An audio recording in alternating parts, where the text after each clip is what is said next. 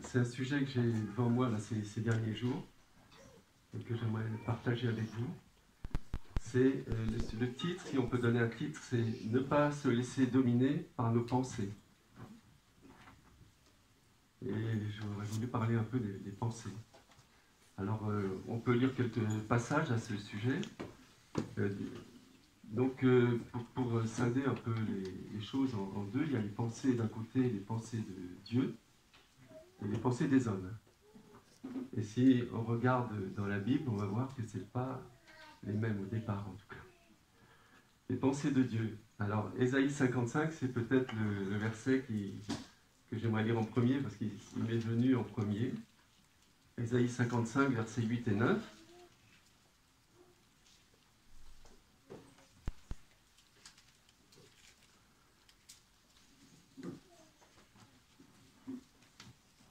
Donc on le connaît bien, ce passage.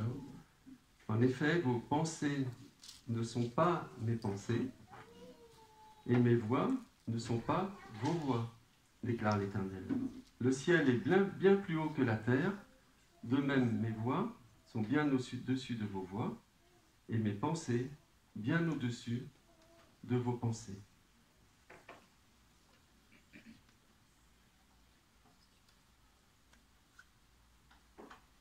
Le ciel est bien plus haut que la terre, c'est sûr.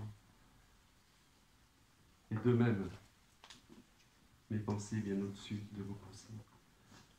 Alors Dieu, quand il a créé l'homme, l'homme s'est détourné, on en a parlé encore ce matin, le péché. Et qu'est-ce qui est apparu des pensées de l'homme tout de suite après qu'il ait été créé? C'est dit dans Genèse 6, verset 5, il est dit « Les pensées de leur cœur, en parlant des hommes, se portent constamment et uniquement vers le mal. » Voilà ce que Dieu a constaté.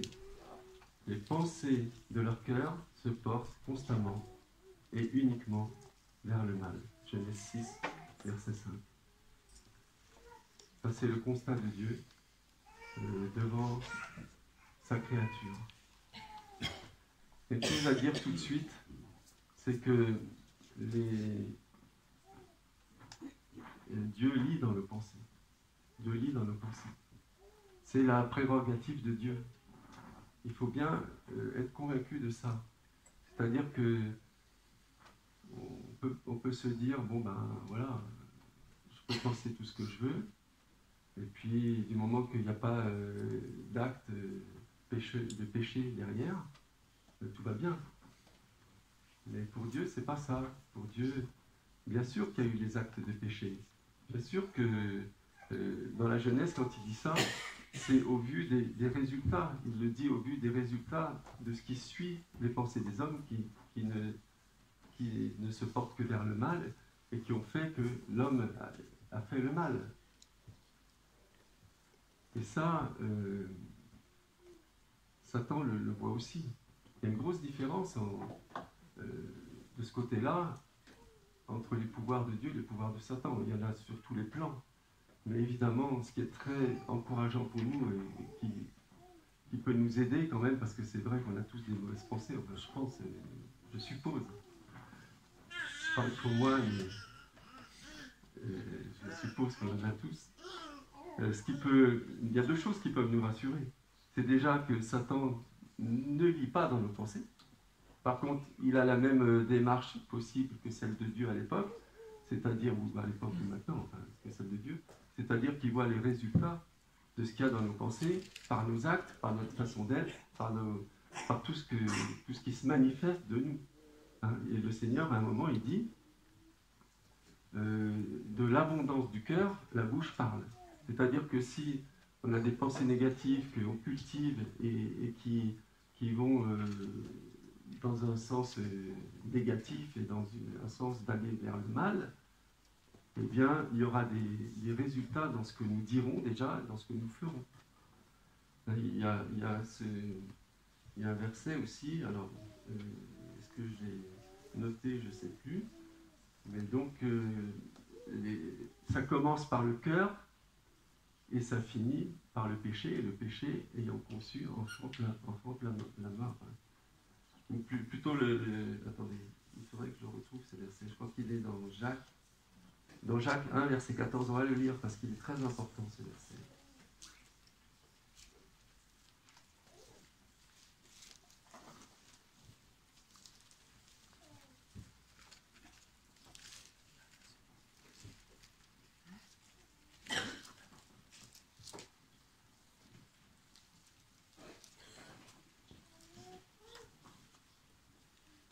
Alors, je peux commencer au verset 13, Jacques 1, verset 13, que personne, lorsqu'il est tenté, ne dise « c'est Dieu qui me tente ». Donc déjà, c'est important ça. Ça ne vient pas de Dieu. Hein. Quand on a un problème de tentation ou quoi que ce soit, ça ne vient pas de Dieu. La prière du Notre Père, elle était récitée d'une certaine façon, où on demandait à Dieu de ne pas nous tenter. Et c'est pas ça ce qu'on demande maintenant. Ne permet pas que nous entrions en tentation. C'est pas pareil. Dieu ne tente personne, c'est bien marqué. Mais chacun est tenté quand il est attiré et entraîné par ses propres désirs. Puis, le désir, lorsqu'il est encouragé, donne naissance au péché. Et le péché, parvenu à son plein développement, a pour fruit la mort. Il y a cette chaîne, il y a cet enchaînement inéluctable. Et la tentation, elle est dans le cœur et elle est alimentée par les pensées. Plus on pense par exemple, je vais vous donner un exemple. Si on se marie et qu'on a dans la tête qu'il y a une solution possible, c'est le divorce, si ça se passe mal, on va alimenter cette pensée. Et de fil en aiguille, on peut arriver jusqu'à cette possibilité, cette solution. Alors que ce n'est pas dans les plans de Dieu, ça. Je ne dis pas que ça ne peut jamais arriver, mais ce n'est pas dans les plans de Dieu. Hein, ce que Dieu a mis, que l'homme ne le sépare pas, et c'est en fait ce qui devrait alimenter nos pensées. Dans un cas, ça se passe mal, par exemple, dans un couple, c'est d'aller vers l'autre, d'essayer de comprendre, de voir ce qui ne va pas, de changer, pas forcément essayer de changer l'autre, mais essayer de se changer soi-même, de prier pour ça, mais pas alimenter les pensées dans un mauvais sens qui fait que on amorce cette chaîne en fait. On amorce cette chaîne. Hein. Il est attiré, entraîné par ses propres désirs, le désir lorsqu'il est encouragé de naissance au péché, etc.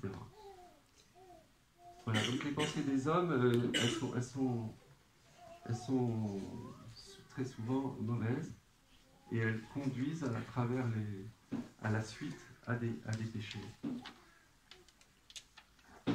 Ce que je voulais dire aussi en rapport avec le fait que Dieu lit nos pensées,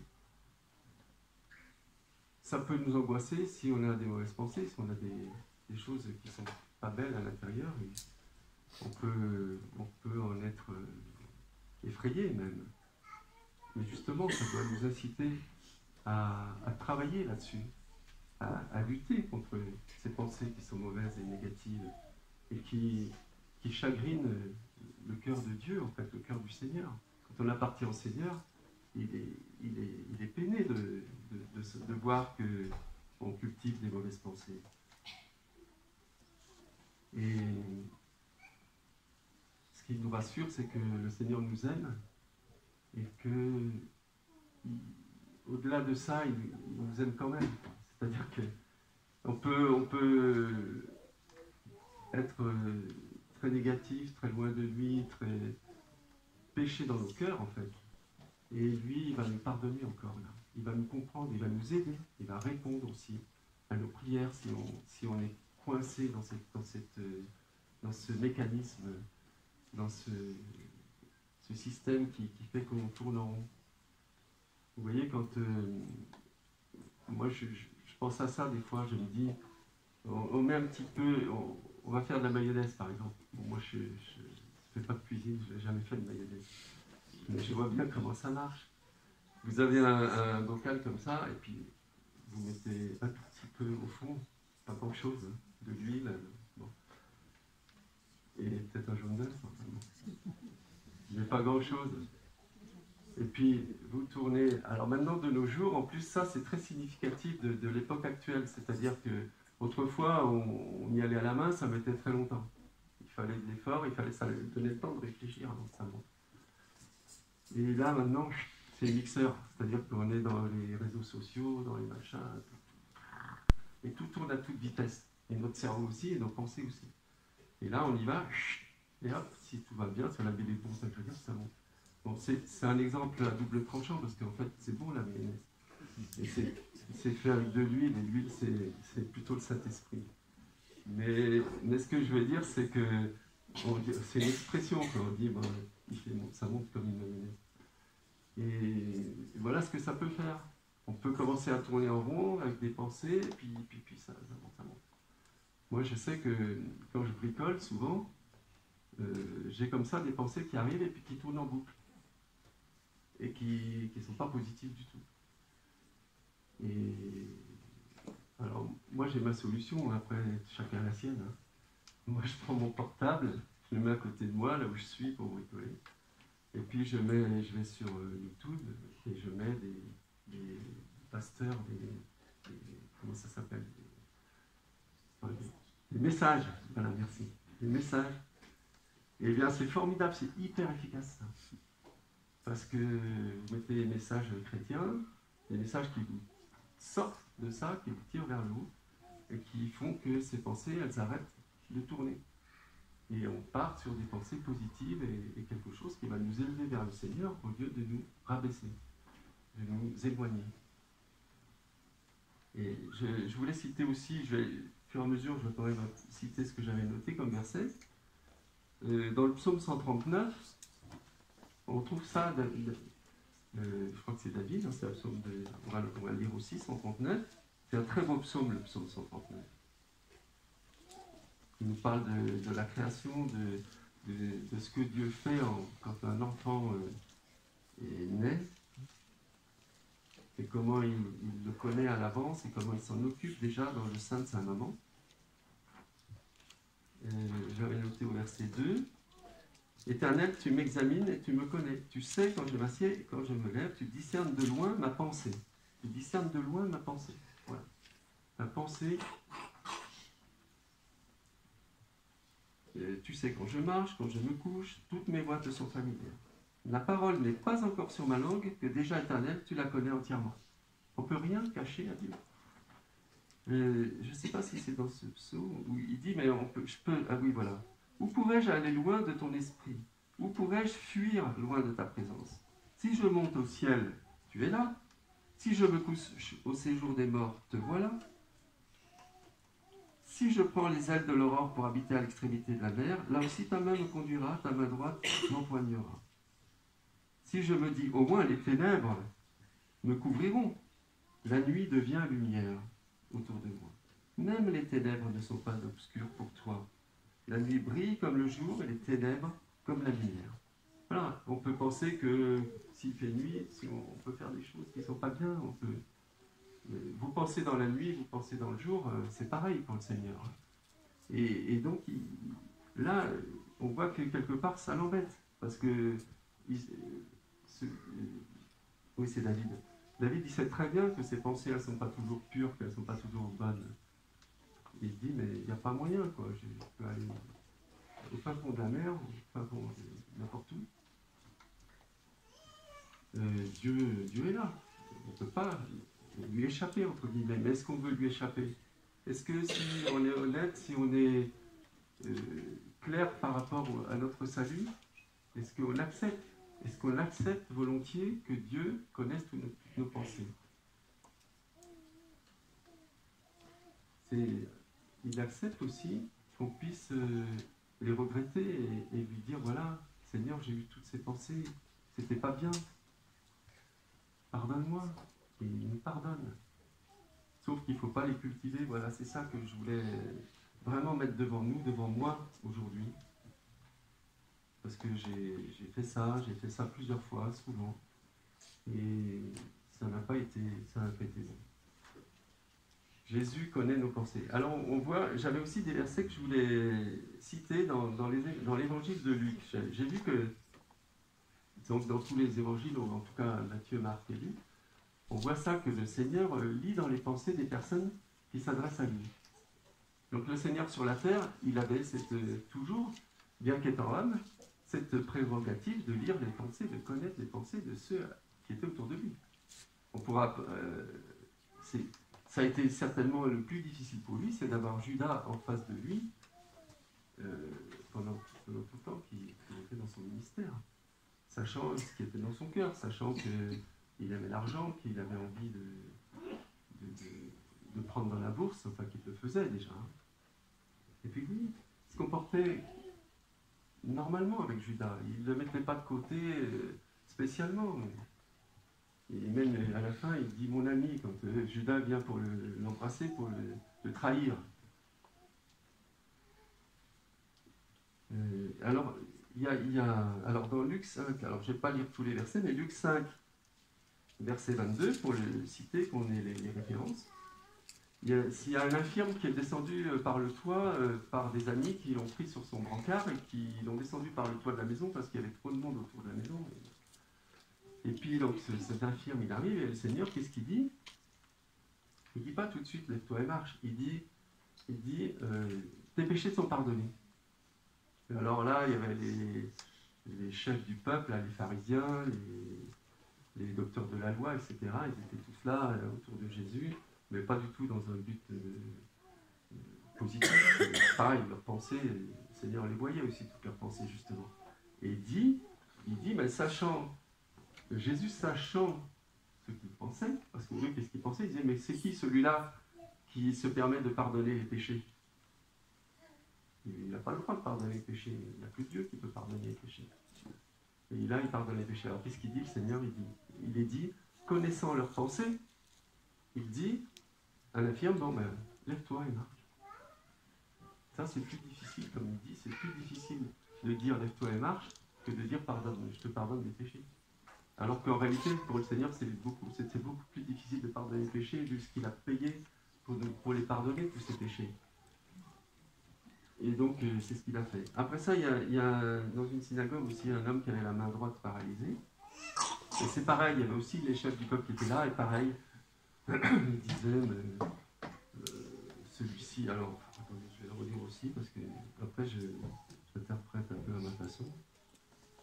Luc 6, verset 8.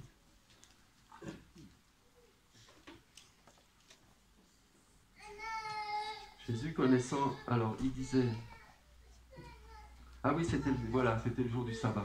Voilà, ça c'est aussi un gros problème dans les évangiles.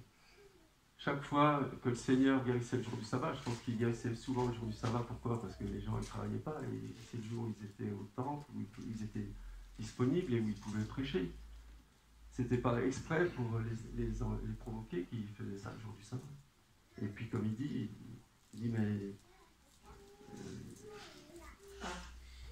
Jésus, alors là ils disent c'est le jour du sabbat, comment ça se fait qu'ils guérissent le jour du sabbat? Jésus connaissait leurs pensées. Il dit à l'homme qui avait la main paralysée, lève-toi et tiens-toi là au milieu. Il se leva et se tint debout. Jésus leur dit, je vous demande s'il est permis le jour du sabbat de faire du bien ou de faire du mal, de sauver une personne ou de la tuer. Alors il promena son regard sur tous et dit à l'homme, tends ta main. Il le fit et sa main fut guérie, elle fut saine comme l'eau. Ils furent remplis de fureur et se consultèrent pour savoir ce qu'il fera à Jésus. Voilà, ça c'est le cœur de l'homme. Après il y a un petit enfant, chapitre 11, verset 17.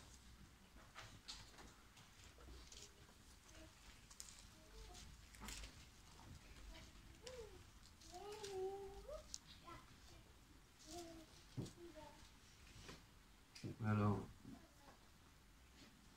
il y avait un enfant qui était... Je vais le lire.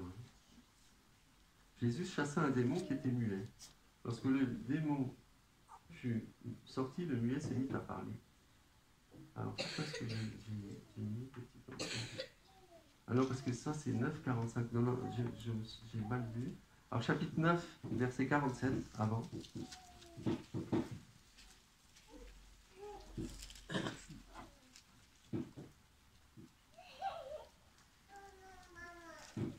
Jésus connaissait... Alors, ils eurent une discussion entre eux pour savoir lequel parmi eux était le plus grand. Jésus connaissait la pensée de leur cœur. Ils se disputaient, les disciples, là, pour savoir qui serait le plus grand dans la gloire, dans le règne, quand Jésus aurait pris le pouvoir. Et lequel serait le plus grand? Jésus connaissait la pensée de leur cœur. Et il prit un petit enfant, le plaça près de lui, et leur dit: celui qui accueille en mon nom ce petit enfant, c'est moi-même qui l'accueille. Celui qui m'accueille accueille celui qui m'a envoyé. Donc il accueille le Seigneur, il accueille Dieu, rien qu'en accueillant un petit enfant. C'est dire comme Dieu aime les enfants, il aime les petits enfants. Ils sont tous importants pour lui. Et puis, là, celui que j'avais commencé à lire, c'est autre chose. Alors ça, il l'accusait de chasser les démons par le chef des démons, par Belzébul. Jésus chassa un démon qui était muet, ça c'est 11, verset 14. Jésus chassa un démon qui était muet. Lorsque le démon fut sorti, le muet se mit à parler. La foule fut dans l'admiration. Cependant, quelques-uns dirent: c'est par Belzébul, le prince des démons, qu'il chasse les démons. Etc. Et comme, verset 17, comme Jésus connaissait leurs pensées, il leur dit: tout royaume confronté à des luttes internes est dévasté, et les maisons s'écroulent l'une sur l'autre. Si donc Satan lutte contre lui-même, comment son royaume subsistera-t-il? Comment est-ce qu'on pouvait dire au Seigneur: tu chasses les démons par le chef des démons? Parce que c'était encore des pensées humaines, ça. De pensées humaines de personnes qui étaient opposées au Seigneur. Et puis, encore une fois, donc ça fait 1, 2, 3, 4, 5 fois dans Luc, on voit Jésus qui connaît les pensées. Et au chapitre 24, au verset 38, à la fin, donc là, c'est quand il vient voir les disciples, après sa résurrection. Il arrive dans la chambre où ils étaient, dans la chambre haute. Il se présente au milieu d'eux et leur dit: que la paix soit avec vous. Saisis de prière et d'épouvante, ils croyaient voir un esprit. Mais il leur dit: pourquoi êtes-vous troublés? Et pourquoi de pareilles pensées surgissent-elles dans votre cœur? Et puis là, il montre ses mains à son côté, que c'est bien lui. Voilà encore une fois où il savait ce que les uns et les autres pensaient. Après, j'avais un verset aussi dans Romains 8. Romains 8, ce qui est beau, c'est que le Seigneur, il nous a donné son Saint-Esprit. Quand il est mort, quand il allait mourir, il a dit à ses disciples: je vais vous envoyer le Consolateur, je vais vous envoyer l'Esprit Saint. Il est descendu à la Pentecôte, cet Esprit Saint. Et il est dans tous les chrétiens, il est en nous. Et cet Esprit Saint, il est là pour nous aider, justement, à combattre, entre autres, ces mauvaises pensées. Il est là pour nous aider. Et je trouve que c'est très beau ce qui est dit dans Romains 8, verset 27.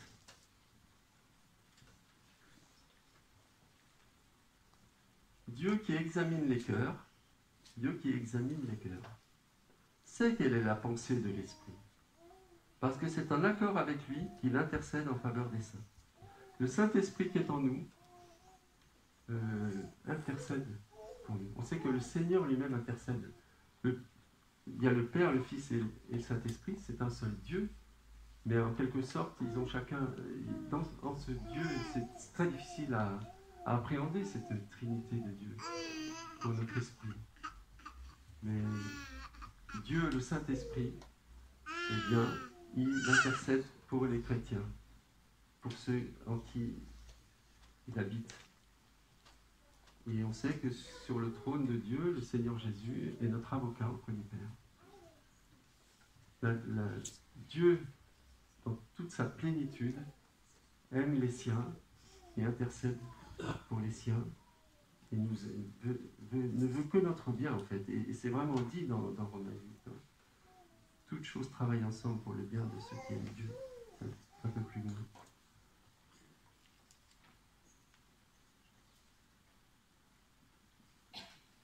L'esprit, alors 1 Corinthiens 2 aussi, il est dit: l'esprit de l'homme connaît les pensées de l'homme, l'esprit de Dieu connaît les pensées de Dieu. les hommes qui ne sont pas croyants, ils ne peuvent pas comprendre les chrétiens. Ils n'aiment pas les chrétiens parce que, en fait, l'esprit de l'homme est en combat avec l'esprit de Dieu. Et on a cette lutte en nous parce qu'on a encore la chair, comme on dit. Et on a cette vieille nature en nous. On a quelque chose qui n'est pas parti, qui est vaincu, mais qui est là quand même. Et c'est pour ça qu'il y a ces luttes, c'est pour ça qu'il y a toujours ces mauvaises pensées, c'est pour ça qu'il y a ce combat spirituel en fait. Et c'est pas toujours simple. L'esprit de l'homme connaît les pensées de l'homme, l'esprit de Dieu connaît les pensées de Dieu. On connaît à la fois les pensées de Dieu et les pensées de l'homme. On sait bien ce qui n'est pas bien, ce qui ne va pas en nous. On le sait au fond de nous-mêmes, parce que l'esprit qui est en nous nous le fait ressentir, nous le fait comprendre. Et si l'esprit, on lui laisse plus de place, plus on lui laisse de place, plus il pourra prendre le dessus et être vainqueur. Et c'est Dieu qui sera vainqueur à travers nous. Et on pourra être utile à Dieu. Parce que si on est des chrétiens qui sommes entièrement manipulés par notre vieille nature, eh bien on n'aura pas d'efficacité pour être utile au Seigneur.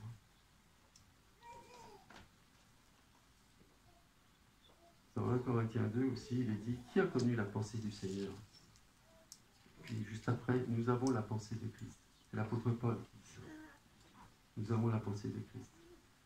Je ne sais pas si l'un de nous, moi j'ai pas tellement le courage de dire ça. Moi j'ai la pensée de Christ. Mais normalement, si on est vraiment dépendant du Seigneur, si on est nourri de sa parole, nourri de lui, on a la pensée de Christ. Après, c'est peut-être pas la peine de s'en vanter, mais c'est une réalité quand même. 2 Corinthiens 10, je lis les versets que j'avais notés. Nous détruisons les faux raisonnements, nous renversons tous ceux qui se dressent orgueilleusement contre la connaissance de Dieu. Nous faisons prisonnière toute pensée pour l'amener à obéir à Christ. Ça, c'est un verset hyper important. Nous faisons prisonnière toute pensée pour l'amener à obéir à Christ. Voilà ce qui devrait être dans nos cœurs, ce désir constant d'amener nos pensées prisonnières ou captives, suivant les versions, à l'obéissance de Christ. Frères et sœurs, alors maintenant je lis Philippiens 4, verset 8. Philippiens 4, verset 8. Les versets d'avant, c'est vraiment les versets qu'on lit souvent en réunion de prière et qu'on a au fond du cœur, hein, où on peut tout exposer au Seigneur. Et à ce moment-là, on aura pleinement la communion et la joie de goûter la présence du Seigneur dans nos cœurs. On sera occupé de lui. C'est pareil, je vais essayer de le lire exactement. C'est un très beau verset, ça. Philippiens, verset 4. Ne vous inquiétez de rien, mais en toute chose, faites connaître vos besoins à Dieu par des prières et des supplications dans une attitude de reconnaissance. Et la paix de Dieu, qui dépasse tout ce que l'on peut comprendre, gardera votre cœur et vos pensées en Jésus-Christ. Voilà, ça, ce verset, et moi je l'ai souligné dans la Bible. Après, il y a le verset 8. Enfin, frères et sœurs, portez vos pensées. Vous voyez, c'est pour ça rejoint ce sujet. Portez vos pensées sur tout ce qui est vrai, tout ce qui est honorable, tout ce qui est juste, tout ce qui est pur, tout ce qui est digne d'être aimé, tout ce qui mérite l'approbation, et ce qui est synonyme de qualité morale, et ce qui est digne de louange. Tout ça. Tout est positif là-dedans.